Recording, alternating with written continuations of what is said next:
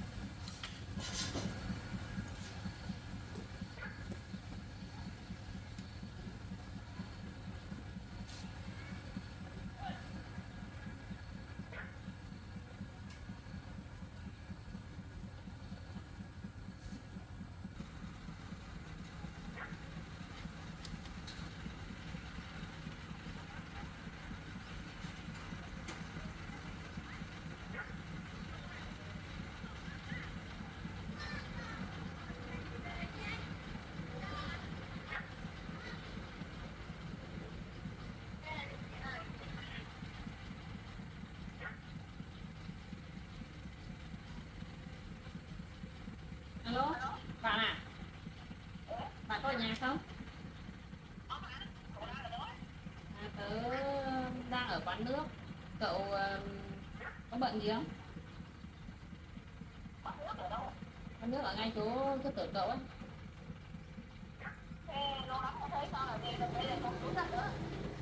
Tớ thì có nhà cậu nhưng mà thôi thì ngại quá. Đang bảo là lâu lắm không gặp cậu nên đang bảo là muốn mời cậu lên quán nước. Vâng.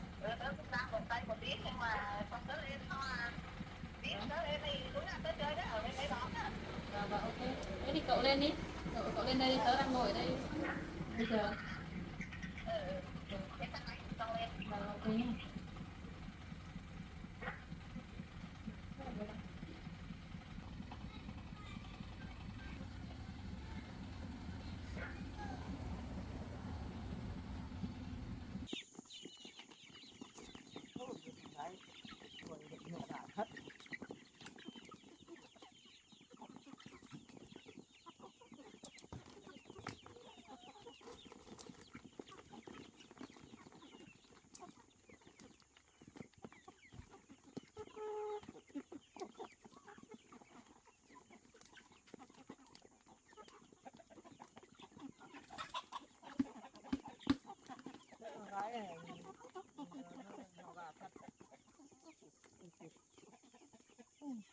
Con gái này cũng số khổ lắm, ở đâu cũng làm được, có nhiều gà cái gì cũng làm được, nhưng mà cái số khổ với chồng không nên cái gì chồng khổ như thế này.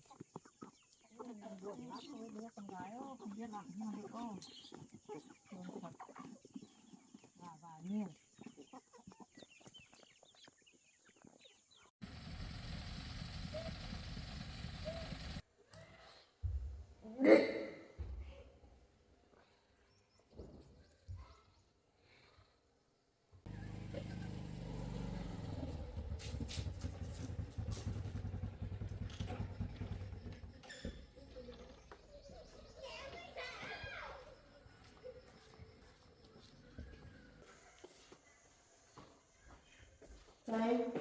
chị ạ. Vâng.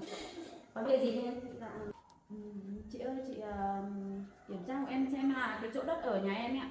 Thì là với lại giáp với lại nhà anh Tăng thì là bây giờ nhà người ta nó dựng lên rồi nhưng mà nó lại chiếm sang đất của nhà em thì bây giờ chị xem giải quyết của em ấy ạ. Thế à, lâu chưa em? Đất đấy nhà em ở lâu rồi thì nhà em chưa có điều kiện để làm nhà thì nhà anh ấy làm trước. Thì là nhà anh lại chiếm vào của em một ít. Thì là vâng, em nói thì vợ anh ấy cũng không nghe nên là nói qua nói lại chồng em thì không ở nhà nên là nên hôm nay em lên đây nhờ chị xem có phương pháp gì không giải quyết hộ em với.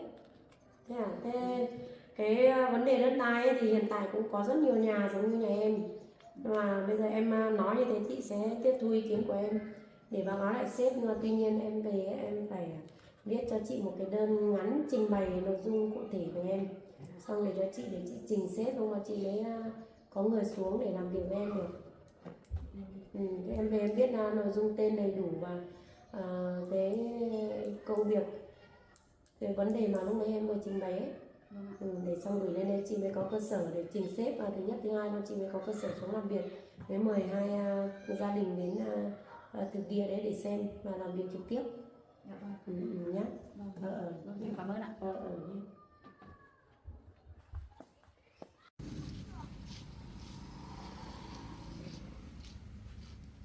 Chào em chủ quán nha. Dạ chị. Lâu lắm không gặp nhau mấy kia là Được luôn. Lâu lắm không gặp sao nay lấy hơi đấy.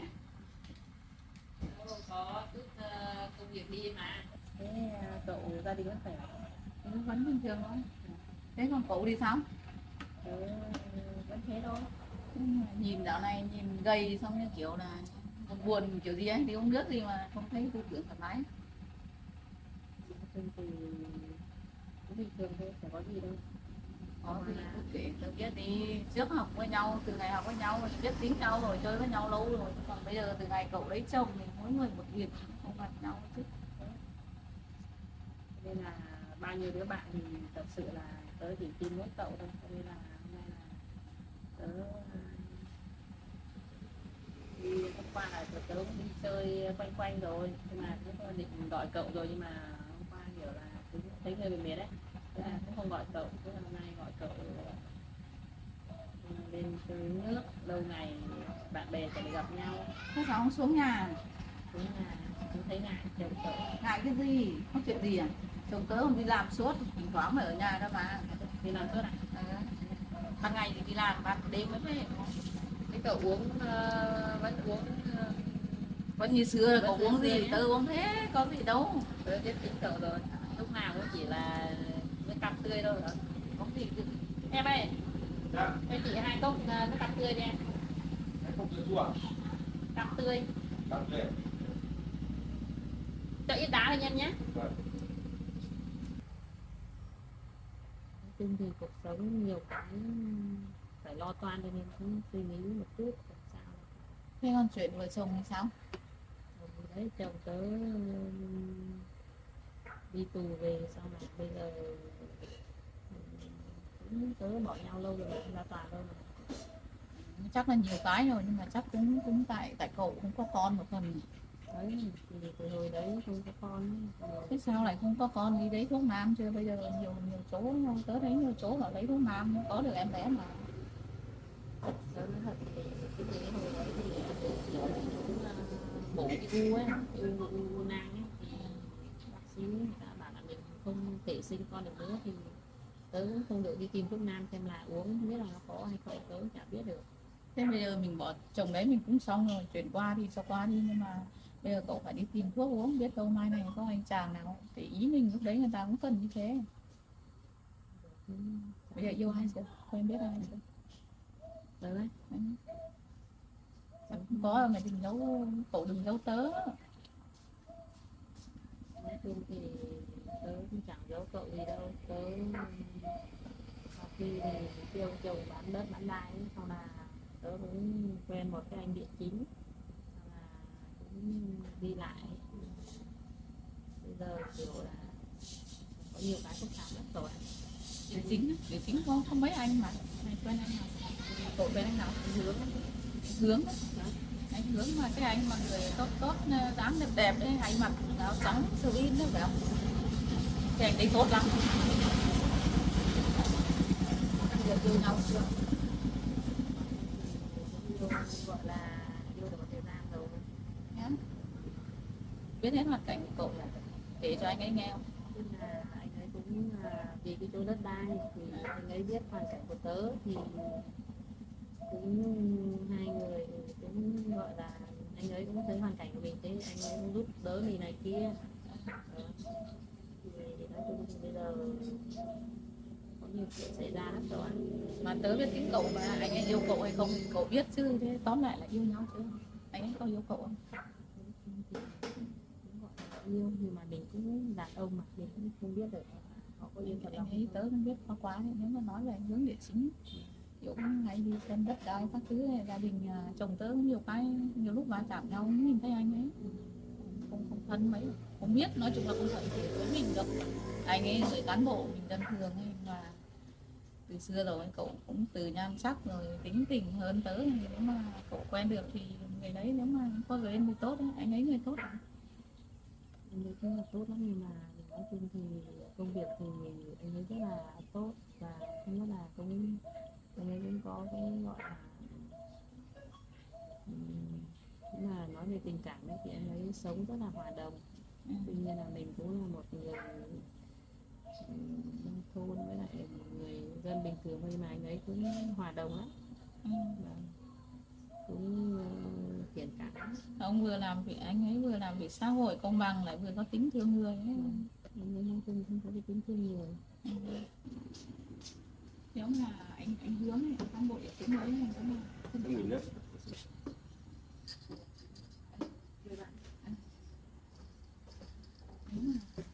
tớ bảo đúng là anh hướng đấy có tình cảm với cậu cố gắng thế này mình cũng góp một lần cố gắng lấy thì anh ấy rồi là xem thế nào. Cậu thì nói chung mình cậu chưa có vấn đề gì đâu mà lấy chồng một lần thật, nhưng mà cũng chồng đấy cũng không ra gì thì nó cũng 6 tuổi rồi, con mình chưa có, cái đấy cũng lỗi phải cậu. Chồng thì lấy thuốc nam cho ấy về rồi, đúng là bây giờ mà anh địa chính đấy mà có tình cảm với cậu thì cậu chủ động đi rồi là cố gắng. Nói chung tóm lại làm sao để cho anh ấy là đừng để mất anh đấy, tớ thì bảo thế. Thật ra thì cái lời động viên của cậu thì tớ rất là cảm ơn cậu. Chuyện bây giờ tớ bảo ngoài ra thì tớ phải dám tin. Nhìn cậu buồn là tớ biết rồi nhưng mà tớ lại không cậu cứ úp mở thế sao xuống nhà tớ. Không để cho cái này cũng vướng chuyện gì cậu cứ kể đi. Bây giờ tớ hỏi cậu một chuyện như thế này. Bây giờ tớ có một cái câu chuyện rất quan trọng là bây giờ tớ không biết làm cách nào. Bây giờ tớ còn nhờ mẹ đi coi nhà hộ tớ. Bây giờ tớ phải đi ra ngoài khoảng mấy hôm thì để khuây khỏa đầu óc đi. Không ở nhà nó ngột ngạt sợ bây giờ tớ như kiểu là không biết nghĩ đâu ở đâu ấy. Xong là bây giờ có một câu chuyện như thế này, tớ thật sự là rất là sốc vì cái câu chuyện của anh hướng như thế này tớ. Thì nói chung thì trước đây là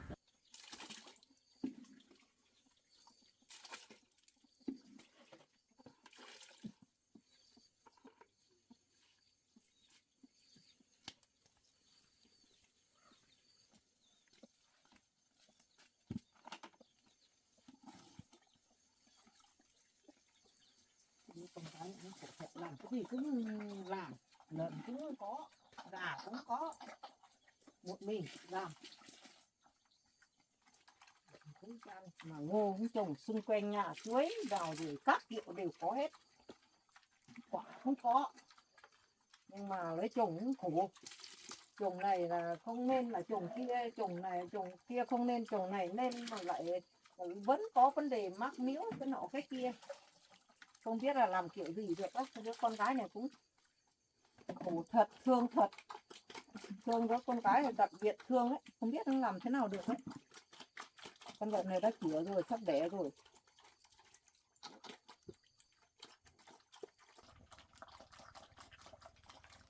con gái này cũng khổ thật á, sinh ra con cũng về lấy chồng cũng không có con.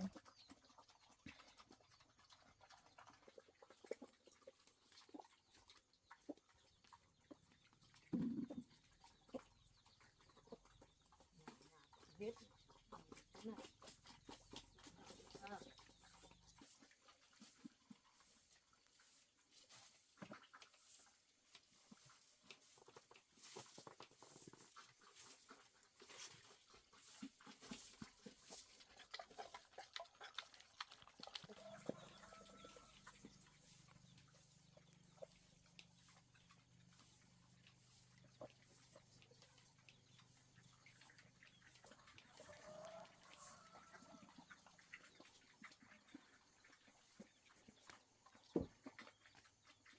Đứa con gái này cái gì làm cũng nên ngô này tốt cái này quả bắp to cây nào cũng đây đẹp thế này rồi bắp to thật đây làm đẹp thật mà số khổ lấy chồng không có con thương thật á mình đứa con gái thật á.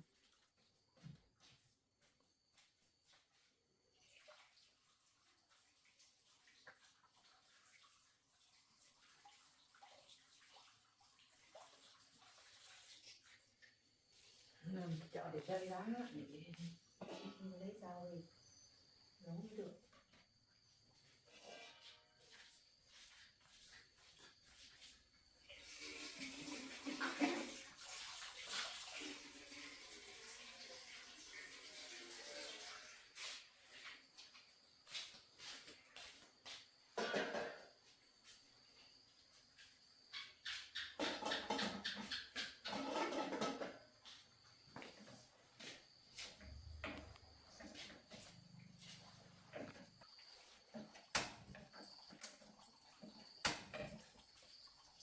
Rồi đi nhặt rau đó. Nhiều rau thật, rau gì cũng có, đan cũng có, mướp ngọt cũng có, bí cũng có, rau gì cũng có, dưa cũng có đây, nhưng mà chưa nên ăn đâu. Quả dưa này to rồi mà chưa chín đâu, chưa già đâu, chưa nên ăn đâu. Nhặt rau đó.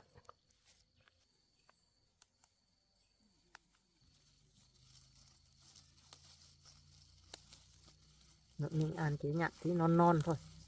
Đứa con gái này làm cái gì cũng có, đẹp lắm. Không cần làm lấy già đâu. Thôi cứ về thôi, đủ ăn rồi, mình chẳng ăn cái gì nhiều đâu, ăn được hết đâu.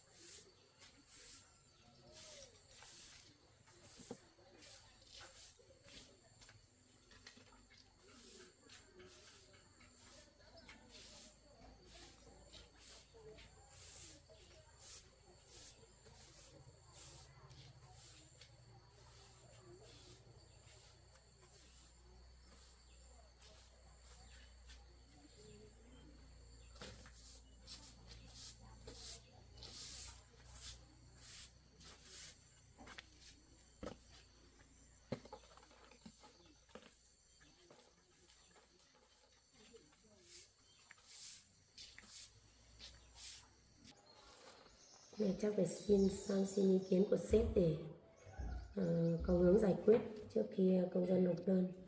Không biết là anh ấy có cho mình vào không? Cứ đi xem. Có công dân này chắc là được.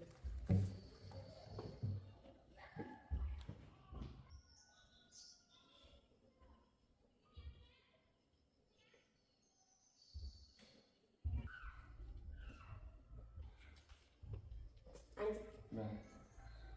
Anh ơi, hồi đấy có chị Tiên ở trong thôn ấy ra báo cáo là có cái việc tranh chấp đất đai giữa nhà chị ấy với nhà anh Tăng, bảo là nhà chị ấy làm mà đây cái nội dung tiếp công dân đấy. Nhà anh Tăng làm nhà trước làm nhận chiếm và nhận dưới, chị bảo là lên báo cáo xã. Thế em đã bảo công dân người ta viết đơn thì để nó cụ thể hơn 2 nhà chưa? Em lúc đấy em cùng hướng dẫn rồi này. Thì hướng dẫn khi nào người ta nộp đơn rồi thì mang đi đây cho anh xem. Vâng. Rồi là tìm biện pháp đi giải quyết cho người ta. Vâng. Hôm nay em cũng hướng dẫn bảo về viết đơn theo nội dung trình bày. Khi nào mà chị Thiên lên nộp thì em sẽ đưa cho anh. Được rồi, em cần cái nội dung này về, xong khi nào công dân của ta nộp đơn đấy, mang cái nội dung với lại đơn của công dân về đây cho anh xem. Vâng. Và tìm cách biện pháp giải quyết cho người ta. Vâng. Vâng. Anh ơi, Cái gì ạ? mấy hôm nay em muốn gặp anh nói chuyện mà anh đi đâu, anh tìm cả thấy cứ hết giờ đấy lại không thấy anh ở đâu. Thì anh về phòng trọ của anh đi đâu? Thế thì phòng trọ thì sao, ở nhà cũng ở anh đi vào phòng trọ mình đi. Em về chỗ làm việc đi. Dạo này mấy hôm nay em mệt lắm đấy, ăn không ăn được mà cảm thấy anh hỏi quan tâm đến em, mà hôm nọ bác sĩ cũng dặn rồi. Thôi đi làm việc đi, đây trên cơ quan không được nói chuyện linh tinh. Anh toàn như thế thôi. Đi, Mà về bảo mẹ anh ấy. đừng nói gì nhiều, đi làm việc đi.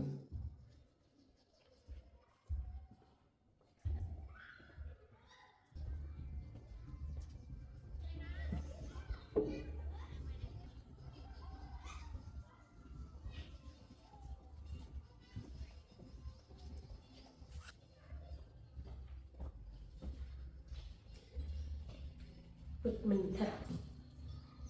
Kiểu này chắc là vẫn nhắn tin gặp gỡ với chị Tuyết.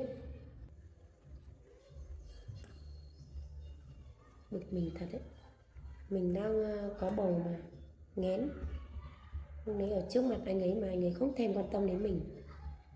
Trong khi đấy hôm qua chị Tuyết đã xuống nhà mình nói chuyện với hai mẹ con. Chắc là chị Tuyết cũng không dám nói với anh ấy đâu. Có khi anh hướng là tự đi gặp chị Tuyết hay kiểu gì mà vẫn lạnh lùng với mình. Kiểu này ít nữa mình cũng phải cố gắng lấy bằng được, còn lâu mới thoát được. Khi mình về nhà anh ấy ở, đừng có mà hòng đi chơi. Bực mình lắm rồi, đang mệt mỏi nữa chứ.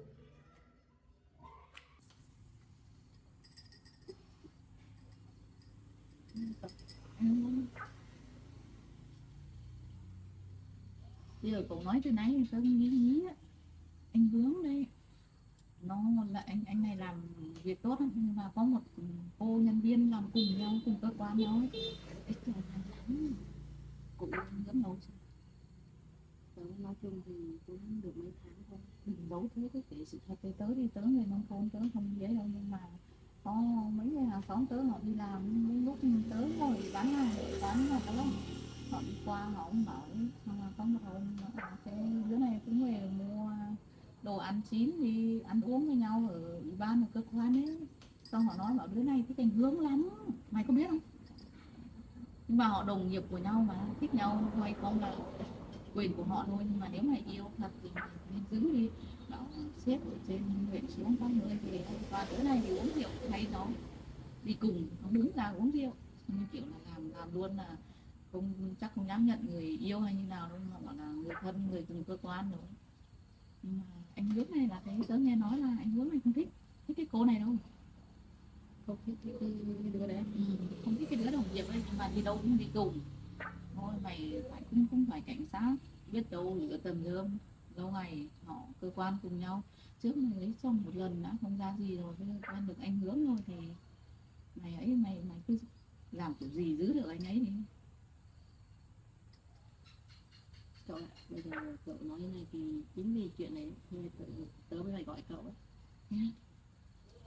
Thật ra thì gặp bao giờ chứ cậu nhìn thấy họ đi cùng nhau bao giờ không? Không biết cái đứa này không? Tớ với nó kết bạn Facebook với nhau mà. Cái nick Facebook mà. Cái đứa nhân viên của anh Hướng đấy. Tớ xem. Cái nick Facebook nhân viên là thì nhiều đứa biết đứa nào đúng không?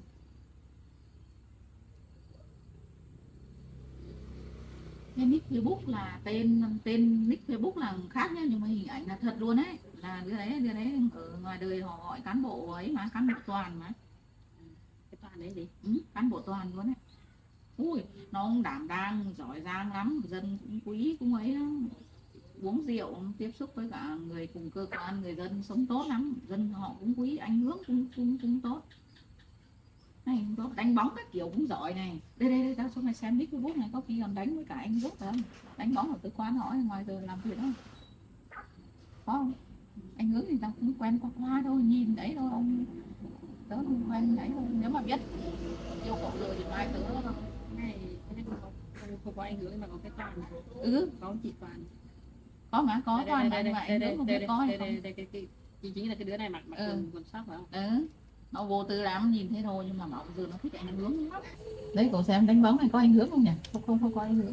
Đấy là người cơ quan với họ đấy, với lại mấy người ở gần đấy họ cũng hay đi chơi với nhau, họ đánh. Đúng là cái đứa này chị Toàn đó. Đúng mà. Cái đứa này đó. Nó ít không ấy thôi, nó nhìn chắc nó bằng tuổi bọn mình thôi, không cần gọi gì. Không, nó trẻ hơn mình đấy. Hôm nọ thấy đăng một cái ảnh đi tập huấn đấy. Đây nhá, đây cũng có này, này. Dáng không ấy đâu, không kém cậu đâu. Đúng không? Đúng cái đứa này. Thế sao anh Hướng đi vào trong đấy không vào theo như nào mà cậu biết?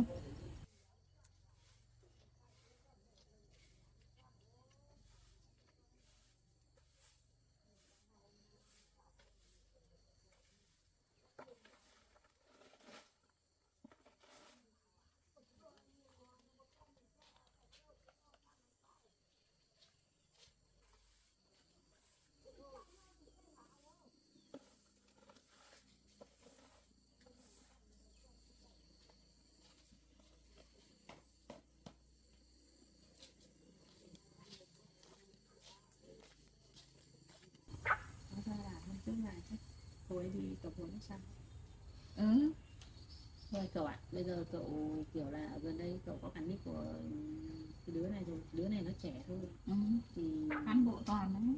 Thì bây giờ cậu đã biết chuyện cái đứa này nó như thế rồi thì tớ không giấu gì cậu nữa.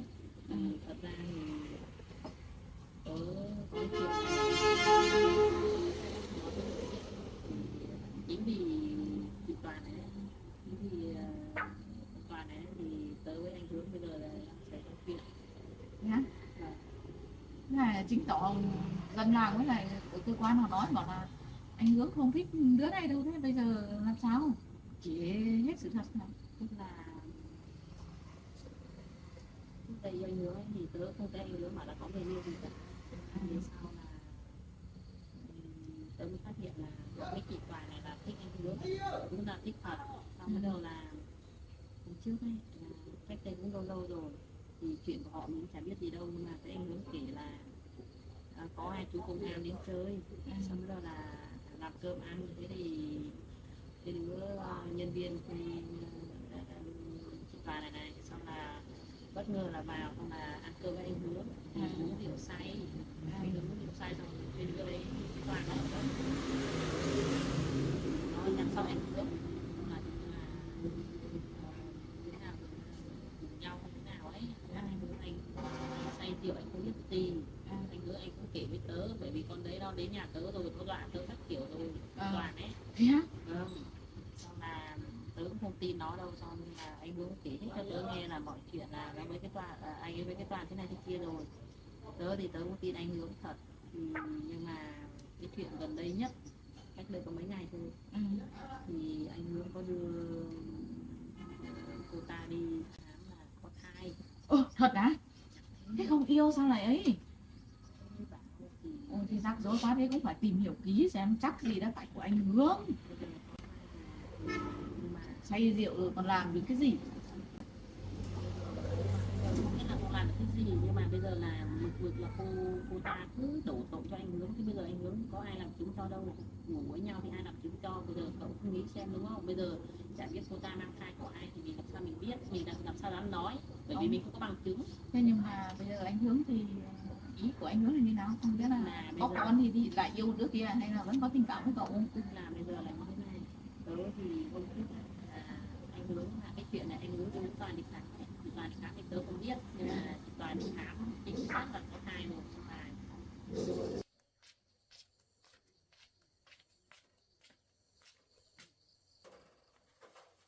Mình ăn tí cơm đã. Đứa con gái thì như thế nào? Ăn cơm đã. Ăn cơm thôi. Mình ăn cơm cũng cái ngon thì con gái không biết thế nào. Dạo này thấy cháu Hướng cũng cùng thấy cháu Hướng cũng chơi không biết là như thế nào. Gần đứa con gái lại cũng không liên lạc được. Cũng hơi bò. Mình không biết như thế nào không. Mới không tâm đứa con gái có điện cho không. Nó cháu Hướng lại tìm đứa con gái nên là không thấy cháu Hướng về. Không biết như thế nào đứa con gái là đó, nó lại thấy nghe thấy biết cái đứa người yêu của cháu Hướng có con thì sợ nó sốc như thế nào cũng không biết, điện không được. Số đứa con gái của mình cũng khổ khất, mình ăn cơm cũng không ngon, con gái điện cũng không liên lạc được, mà cháu Hướng cũng không thấy xuống tới chơi hay là nói với con gái của mình hay là đi người yêu cũ, không biết được ạ. Số con gái của mình cũng khổ thật, không biết làm thế nào được, lo lắm.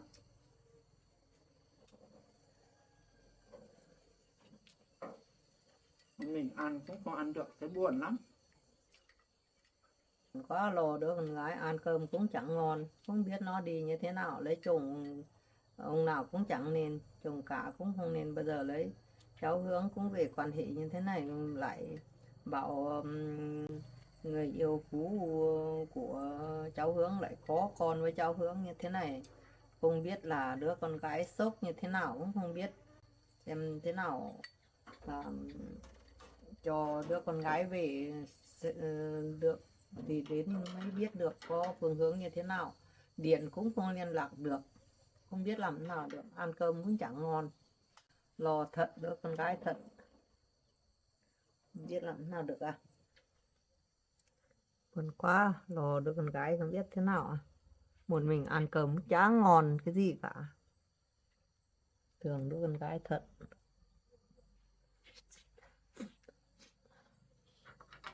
Không ăn được nữa, không ăn được cơm nữa, ăn thế này no rồi. Tí nữa mình phải xem anh ấy về lúc nào mình đi theo mới được, đi vào phòng nấu cơm ăn uống ở đấy. Giờ có đứa con mà mình không sợ đâu, xem anh ấy có dám làm gì không. Chắc chắn mình đang có con thế anh ấy không thể dám làm gì mình được.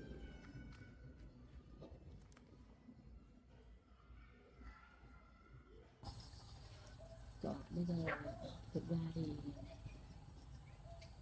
anh Hướng ấy thì đưa chị Toàn đi khám rồi, nhưng mà về không thấy anh ấy dám nói với mình. Hôm qua là tớ làm một mâm cơm, hôm trước tớ làm một mâm cơm thì mời anh ấy xuống ăn, thì tớ cũng gọi là xem anh ấy có biểu hiện gì không, nhưng mà anh ấy chắc là cũng không dám cho mình biết hay sao ấy. Mình cũng rất là hiểu ý anh ấy, nhưng mà nhìn anh ấy rất buồn. nhưng mà tớ cũng không dám biểu hiện ra lộ rõ ra là mình biết chuyện này đâu, mình cũng không dám buồn cho anh ấy biết. Thì thực ra thì tớ làm mâm cơm ăn xong là cũng gọi là bình thường như thế thôi. Còn bây giờ không biết anh ấy như thế nào nữa tớ cũng chả biết được. Thì bây giờ tớ không biết tớ thì với ai nữa cậu ạ. Bây giờ tớ chắc là tớ chọn cách ra đi rồi, cho anh ấy hạnh phúc thôi. Bây giờ chuyện như thế rồi cứ từ từ giải quyết. Bây giờ xã hội họ văn minh rồi mà, ảnh hưởng cho cậu thì ảnh hưởng cũng sẽ có mọi cách thôi. Bây giờ chờ con sinh ra các kiểu xong có phải của ảnh hưởng chính xác không, và hơn nữa thì các cậu nghĩ là sợ là nếu mà cậu mà níu kéo ảnh hưởng, sợ sau này cậu cũng không có con phải không? Đúng rồi, Các cậu cũng nghĩ nhiều thế nhưng mà không phải đâu, có người họ cũng hiếm muộn nên là có muộn thôi, không sao đâu. Đừng có buông tha, cứ từ từ để ảnh hưởng. Bây giờ tớ bảo này, cậu cứ để xem ảnh hưởng nói gì với cậu trước á, còn bây giờ thì xong đi với tớ này. Chuyện như thế cậu mới tìm tớ. Bây giờ cậu nhìn cậu là tớ biết rồi, tính của cậu ấy buồn như thế thì cậu đi đâu bây giờ, đi tí lại nghĩ quẩn. Trước mình chơi với nhau suốt rồi, đi nhà tớ ở vài hôm cho nó thư giãn không mà xem anh Hướng có tìm cậu không. Anh Hướng thì nó thực ra thì bây giờ tớ cũng bảo mẹ tớ ở nhà rồi, nếu mà thấy anh ấy có đến thì đừng có nói gì, chỉ nói là tớ đi làm thôi. Tớ cũng bảo mẹ tớ như thế, nhưng mà chắc chắn là anh ấy sẽ đến nhà mình chơi, bởi vì anh ấy hay đến nhà mình chơi lắm. Tớ nhiều người tớ cũng bán nhỏ lẻ thôi nhưng mà nhiều người qua lại lắm. Tớ làm đồ ăn chín bán lên xong biết tô, người này nói nọ nói kia, họ biết cậu ở đấy xong anh Hướng lại về tìm cậu. Bây giờ là tóm lại là kệ anh Hướng tìm hay không biết, nhưng mà cứ đi nhà tớ ở. Tức là tớ không phải là tớ bỏ nhà ra đi, mà là tớ cảm thấy buồn quá. Biết rồi, cậu chỉ đi chơi thôi mà. Tớ muốn đi ra ngoài kia nói chuyện với bạn để cho nó khuây khỏa đầu óc thôi. Bây giờ thật ra là cái người trong cuộc ấy, bây giờ tớ chẳng nghĩ được cái gì luôn, không biết nghĩ mình phải làm gì, nên làm gì, hoặc là nên buông tha hay là nên thế nào gì đấy. Bởi vì là mình cũng nghĩ là mình yêu anh ấy rất nhiều, thì mình cũng chọn cách ra đi. Thì nếu mà anh ấy với chú chị Toàn có thai với nhau thật, có con với nhau thật, thì mình cũng cái đấy cũng là điều tốt thôi. Bởi vì mình cũng là người đến sau, với lại trong khi đó là bản thân mình cũng chẳng mang thai được, với lại cũng chẳng sau này nếu mà lấy anh ấy thật thì chắc cũng chẳng mang gì tương lai cho anh ấy. Cho nên là tớ cũng nghĩ nhiều cái lắm. Yêu thì yêu thật đấy, nhưng mà sau này Ở với nhau trước bạn bè ở với nhau từ lúc mình trưởng thành, từ lúc 15 tuổi đến giờ tớ biết tính cậu thì không phải, chắc chắn sau này cậu vẫn có. Đừng có nghĩ thế. Bây giờ uống đi xuống nhà tớ, đi xuống nhà tớ hộ tớ làm một chút việc đi. cậu đang làm đồ ăn chín này. Bây giờ đang làm đồ ăn chín, giờ làm được mấy món rồi, còn đang làm lá lốt, đang cuốn, giờ cậu đi dán cho tớ đi. Thế mà tớ lại gọi cậu lên đây lại dở việc của cậu rồi. Còn tính toán như thế nữa, mình chơi với nhau rồi có gì đâu. Chẳng qua tớ nói thật, ngoài cậu ra tớ chả dám tin ai luôn. đi với tớ đi chơi ở 1-2 hôm nữa, phải đầu óc thoải mái đầu óc, xong là lại về với mẹ. Nhưng mà chồng cậu đi làm rồi. Đi làm rồi nhưng mà cũng giờ này sắp về rồi, chắc cũng về hay không về cũng không quan trọng đâu, mà chồng tớ có làm ấy đâu, không vấn đề gì đâu. Tớ không biết là chồng có phải ngày nào cậu cũng đến nhà tớ đâu. biết rồi, nhưng mà tớ không biết chồng tớ, giờ chồng cậu rất là tốt bụng từ trước rồi, nhưng mà ý là không ngại đâu, cứ bảo là đi, cậu cứ bảo là tớ không bảo là tức là cái chuyện này cậu đừng không nói cho chồng biết đâu, chỉ là bảo là hai đứa mình biết thôi nhé. Bảo là cậu đến chơi thôi, dạo này chưa làm gì. Bữa biết cậu vừa thu hoạch xong chưa làm gì thì bảo xuống nhà về đây chơi đâu, không sợ đâu mà, không hỏi đâu, con trai họ như mình đâu, không tò mò đâu mà. Nếu mà được như vậy thì thôi không văn vở nữa, đi với tớ đi, thôi uống nước đi, xong rồi lại xuống nhà tớ đi. Tớ chẳng đi đâu nữa, thì cho tớ ở nhà cậu 1-2 hôm để chơi, xong là ngày mai cậu với cậu biết chỗ nào đi chơi không? Tớ đi chơi cho khuây khỏa đầu óc. Tớ không hay đi đâu cho nên chả biết chỗ nào. Cứ đi xuống nhà tớ nào, bây giờ sắp tối rồi. Đi xuống nhà cậu rồi. Cậu rất là nhiều. Em ơi, chị trả tiền với.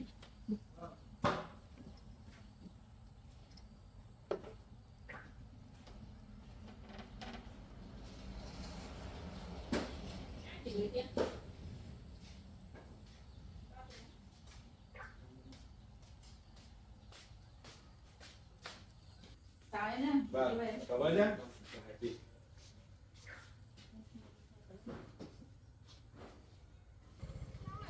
Đây à? Vâng, xe tớ đấy. biết đi xe lâu rồi à?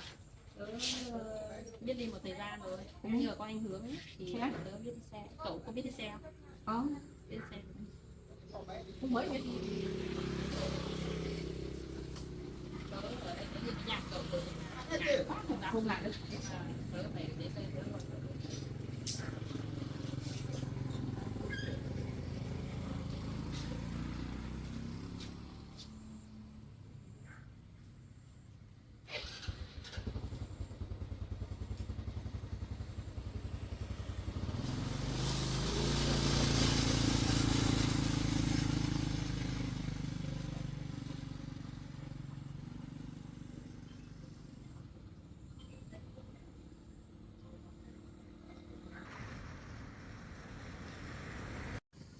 cái lớn này rồi à? Cái lớn thế. Con học lớp mấy rồi? Lớp 7 rồi. Lớp 7 rồi. Thế anh đâu rồi? Anh không đi làm. Đi làm. Cậu sướng này, có hai đứa con. Sướng cái gì đây? Nó chè bạn. Còn tí hôm nay còn tí trời giấm này. Nó phải che bạn này. Sắp hết rồi nhỉ? Cậu làm đồ ăn chín này à? Làm đồ ăn chín đấy, cậu gọi đang ấy, đang làm chả ra lốt. Đi xuống một tớ làm đi. Ngon. Vâng, thế đi làm đi. Cậu chuyển xuống đây lâu chưa? Mới chuyển được hơn năm, chưa làm được cái gì đâu. Tiểu ra đây để còn áo không đỡ đâu. Rộng nhỉ? Có cái gì đâu, chưa có cái gì. Bây giờ cái túi mà hỗ trợ. Mua. Có gì đâu, chưa có. Đấy cậu cất cứ tới.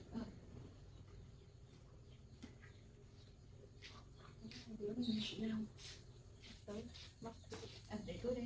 Hộ tới đi nhà xong nấu cơm ăn nhỉ? Vâng, đó, cậu làm ở Đang trong bếp này. làm rồi đấy. Đó, cậu nè. Ừ. Em dán ấy. Không đang Bây giờ đang chuẩn bị bắt đầu cuốn ạ. đang làm cuốn lá mốt này. Tớ bật điện gas xong à. Xong cậu ấy cũng dán cho tớ. Tớ rửa tay đấy cậu ạ. Rửa tay đi. Ui cậu nuôi nhiều gà đấy. Nuôi nhiều gà nhiều vịt đấy nhờ. Đây ruộng của cậu đây à? Ruộng cậu tốt nhờ. Đây rửa tay đấy. Con gấu. Con ra con gấu ấy. Con gấu mà của cậu đã thấy nhân chín rồi nhỉ? Của tớ chưa thấy chín đâu. Con gấu. Là lúa con nhỉ?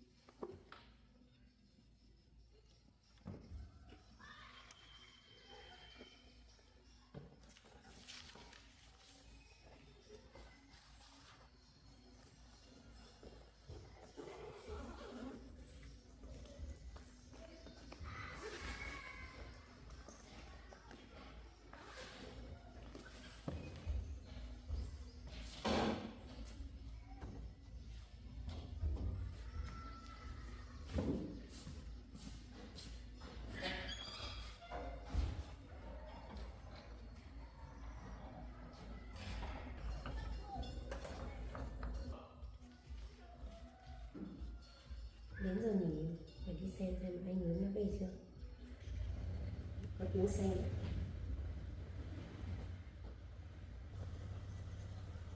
Ui anh hướng nổ xe về rồi, mình cũng phải vào lấy túi mình đi về mới được, phải theo anh ấy đến phòng mới được.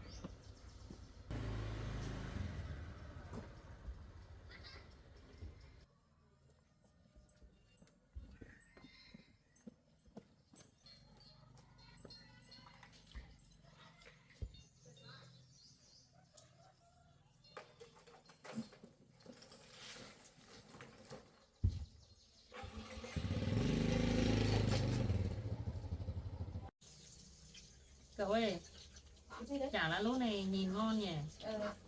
Đấy ngon. Cái này. Dạ. Cậu đừng ấy nhá, cậu đừng có suy nghĩ gì nhá. Không thử tiếng này, bây giờ chồng tớ ngồi nhà tớ nói chuyện đến lúc chồng tớ thì lại không nói chuyện đấy. Ý là anh Hướng ấy, bảo có con với cái cô nhân viên kia đấy, chưa chắc đã phải con của anh Hướng đâu. Bởi vì nếu mà anh Hướng phải yêu cầu ấy thì mai để con chờ để con anh còn đi thử để máu các kiểu ấy, ADN các kiểu ấy. Bây giờ cậu đừng có buồn, cậu đừng đi đâu, cậu đi chơi xong rồi cậu về nhà với mẹ, xong rồi để yên xem anh Hướng nói gì với mình không. Chắc anh cũng muốn nói thôi, chẳng qua là anh đang nghĩ là không biết là phải của anh không hay là như nào, nói thì chẳng biết nói thế nào được, thế là chưa nói thôi. Cậu đừng có buồn, vẫn có nhiều cơ hội mà.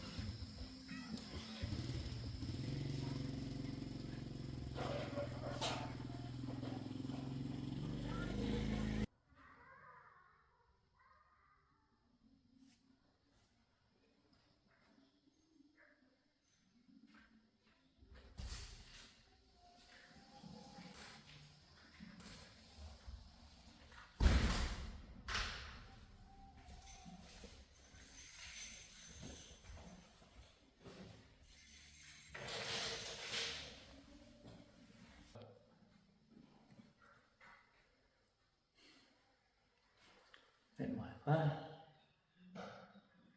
cảm thấy người nó lo nha, khó chịu. Đi vào bếp rửa mặt mũi này.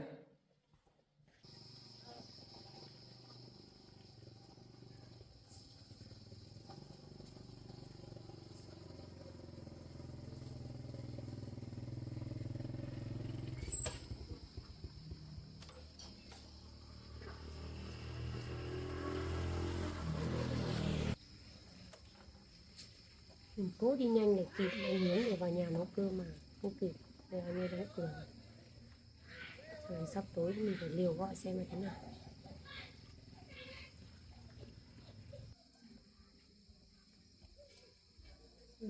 Chốt à? Anh Hướng ơi, anh Hướng mở cửa cho em với. Mình vì đứa con mình phải cố gắng hôm nay phải gặp được anh ấy mới được. Anh Hướng ơi, mở cửa cho em với. Anh Hướng ơi. Xe với mũ ở đây mà. Chắc là anh ấy ở trong bếp. Không trả lời mình cứ phải gọi xem nào. Anh Hướng ơi, mở cửa cho em với.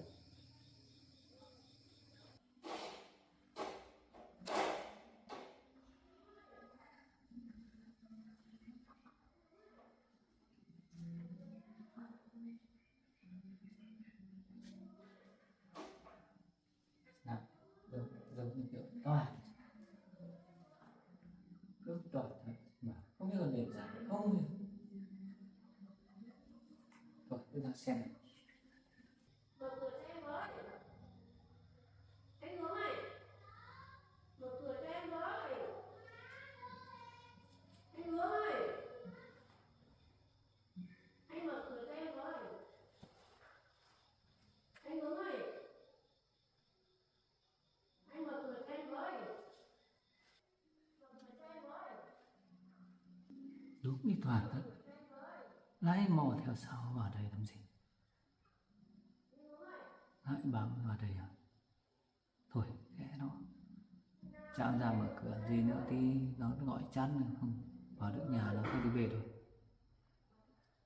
Cụ thật con này. Thôi đi.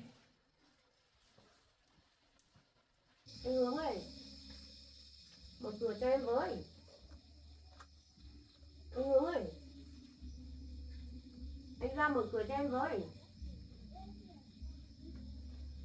Mình gọi suốt từ nãy giờ mà không thấy anh ấy nghe. Nó thằng xe với mũ bảo hiểm nó còn ở đây. Cửa này chắc là phải chờ đấy. Chờ khi nào anh ấy ra mở cửa mới được. Bỏ phát ngồi xuống.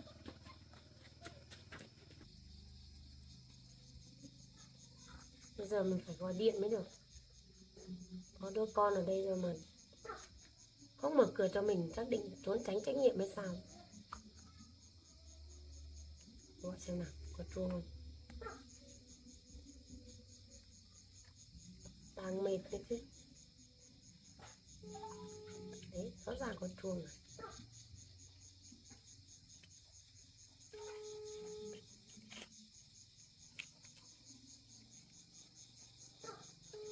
Điện sáng là chắc ở trong nhà đâu.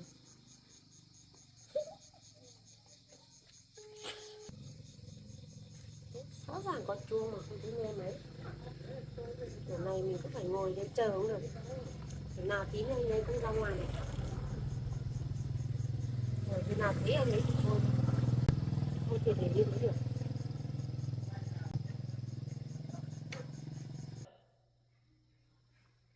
Cái Toàn nó lại cứ mò vào đây, xong là mang đứa con ra và là con của tôi.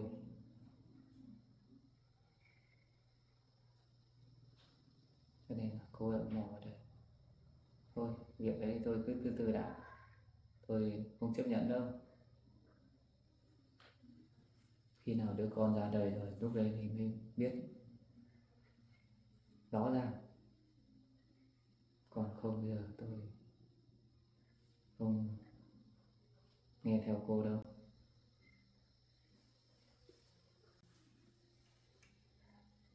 Giờ không thấy gọi được chắc.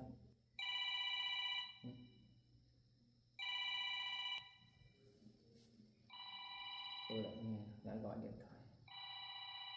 Không nghe, kệ. Gọi chán tôi không về. Không biết chuyện gì. Cứ đuổi bán mãi mình. Kệ rồi. Khi nào gọi chán không thấy ra thì nó khác tôi về. Quyết định không bao giờ ra mở cửa làm gì.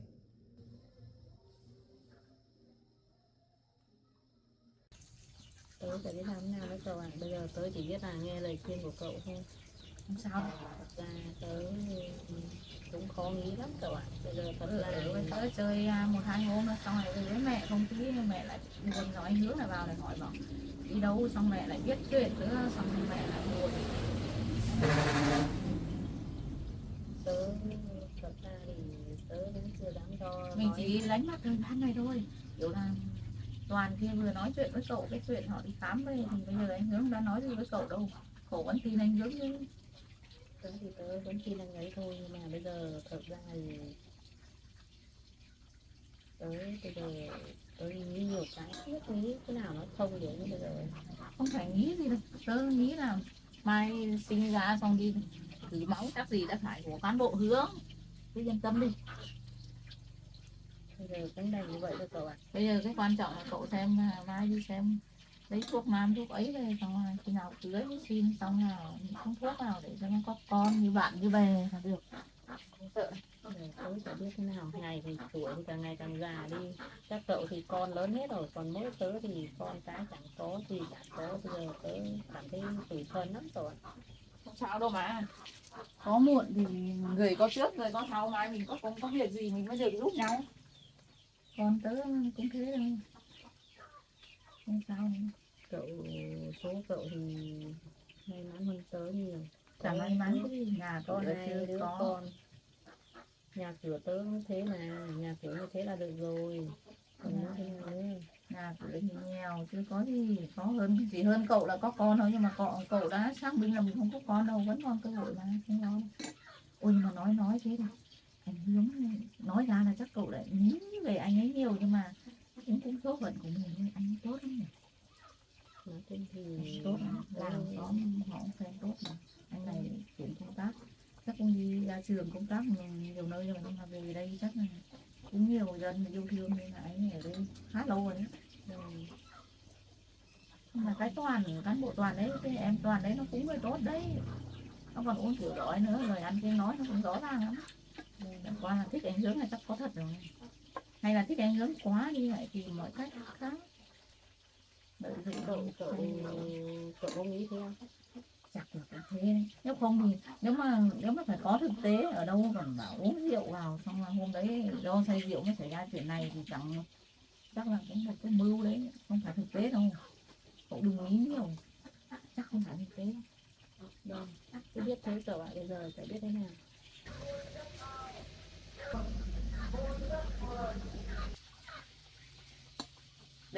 Sắp xong rồi, giỏi lắm.